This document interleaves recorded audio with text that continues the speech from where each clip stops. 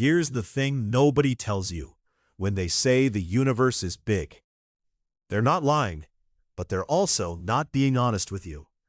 Because when most people hear that the Andromeda Galaxy is 2.5 million light-years away, they nod, they go, wow, that's far, and then they move on with their day. But if you actually sit with that number, if you really try to feel it, something starts to break inside your brain.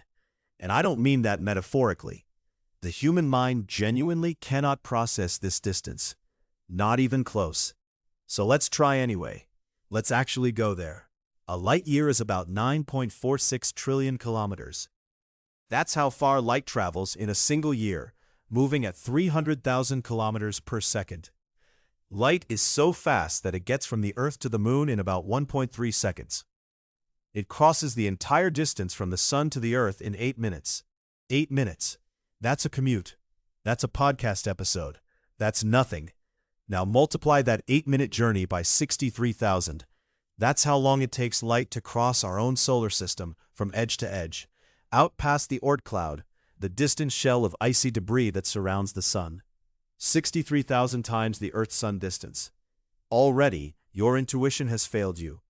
Your brain handed in its resignation and walked out. But we're not even out of the neighborhood yet. The nearest star to our Sun is Proxima Centauri. It's 4.24 light-years away. That means light, the fastest thing in the universe, takes 4 years and 3 months to get there. If you drove a car at highway speed, non-stop, no bathroom breaks, no sleep, it would take you about 50 million years to arrive. The dinosaurs went extinct 66 million years ago. You'd still be driving. And Proxima Centauri is our neighbor, the closest star, out of roughly 200 to 400 billion stars in our galaxy. Our galaxy, the Milky Way, is about 100,000 light-years across. It takes light 100,000 years to get from one side to the other. If you sent a radio signal toward the galactic center right now, the civilization on the other side would receive it around the year 27,000. Assuming they still exist. Assuming we still exist. And here's where it starts to get genuinely disturbing. The Milky Way is not alone. We live in a small cluster of galaxies called the Local Group. It contains about 80 galaxies, but most of them are tiny dwarf galaxies orbiting the two big players, us and Andromeda. Andromeda is 2.537 million light-years away. That light entering your eyes right now when you look at Andromeda left that galaxy when early humans, Homo habilis, were just starting to chip stones into tools. The galaxy you're seeing doesn't exist yet in the present, 5 million years into the past. That's not a metaphor. That's physics. But even Andromeda, our nearest major galactic neighbor, is nothing compared to what's out there. The Local Group itself is just a tiny cluster embedded in something much larger, the Virgo supercluster, which stretches about 110 million light-years across and contains around 1,000 galaxies. And the Virgo supercluster is just one lobe of an even larger structure, the Laniakea supercluster, which spans 520 million light-years and contains the mass of 100 million billion suns. Let that sit there. 100 million billion suns, and that's just one supercluster. There are millions of them.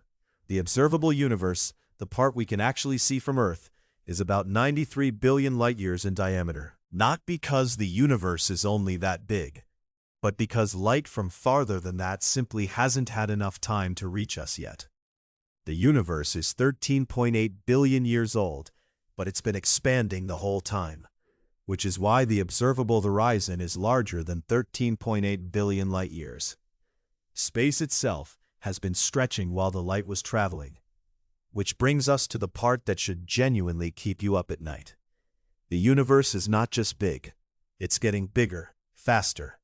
In 1929, Edwin Hubble made one of the most unsettling discoveries in human history.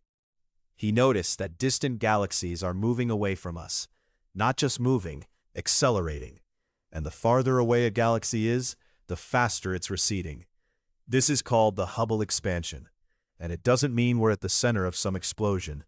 It means space itself is expanding everywhere, simultaneously, in all directions. Every point in the universe is moving away from every other point, like raisins in a rising loaf of bread. And then in 1998, things got worse. Two independent teams of astronomers were studying distant supernovae, trying to measure how fast the universe's expansion was slowing down. They expected it to be slowing down. Gravity should be pulling everything back together, right? Instead, they found the exact opposite. The expansion is speeding up. Something is pushing galaxies apart faster and faster, and we have no idea what it is. We call it dark energy, which is basically a scientific way of saying, we don't know, but we gave it a name so it feels less scary. Dark energy makes up about 68% of everything in the universe. The matter you can see, stars, planets, gas clouds, accounts for less than 5% of the universe's total energy content. The rest is dark matter and dark energy, two things we've never directly observed, never touched, never explained, but which together run the show. And because of dark energy, there are galaxies right now that are moving away from us faster than the speed of light. Not because they're moving through space faster than light, nothing does that, but because the space between us and them is expanding so rapidly that the distance is growing faster than light can cross it. Those galaxies are beyond our cosmic horizon. We will never see them. We will never reach them. They have been permanently erased from our reachable universe. Not by any force, not by any event, just by math and expansion. Right now, the observable universe contains roughly 2 trillion galaxies. 2 trillion.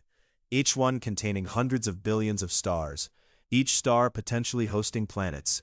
And most of those 2 trillion galaxies are already so far away and receding so fast that even if we left today at the speed of light, we could never reach them. The window is closing. Over billions of years, the universe will empty out. Distant galaxies will redshift beyond detection. Their light will stretch until it becomes too faint, too low energy to observe. Future civilizations, if any exist, will look up at the night sky and see far fewer galaxies than we do today. They'll have less information about the universe. They may not even know the universe is as vast as it is, because the evidence will have expanded away.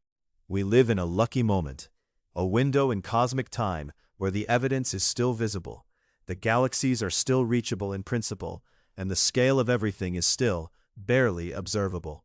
Even the distance between our own galaxy and Andromeda, 2.5 million light-years, the one we've known about for a century, is so immense that with our best current technology, a spacecraft traveling at the speed of Voyager 1, the fastest human-made object ever launched, it would take approximately 37 billion years to get there. The current age of the universe is 13.8 billion years. We'd need nearly 3 universes worth of time just to reach our nearest neighbor with our best existing technology. Space travel as we imagine it, hopping between galaxies, exploring the cosmos, is not currently science fiction. It is, for intergalactic distances, essentially impossible. Not because the engineering is hard, but because the distances are so fundamentally, catastrophically enormous that even physics, as we understand it, offers no realistic path across them. The nearest galaxy is so far away that we cannot go there. We cannot send a probe, we cannot send a signal and get an answer in any human time frame. We can only look, with instruments, from here, and try to understand something we will never touch. That's the actual situation. And I think there's something profound in sitting with that. Not as a reason for despair, but as a kind of recalibration. Because most of us move through life treating our problems as if they are the scale of the universe.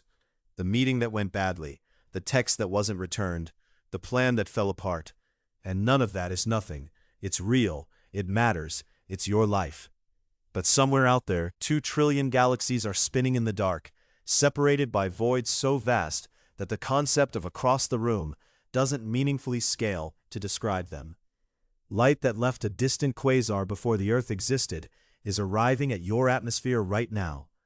The universe has been running for nearly 14 billion years, expanding in all directions, building structures of incomprehensible scale, and it will keep doing so for trillions of years after every star currently burning has gone cold and dark.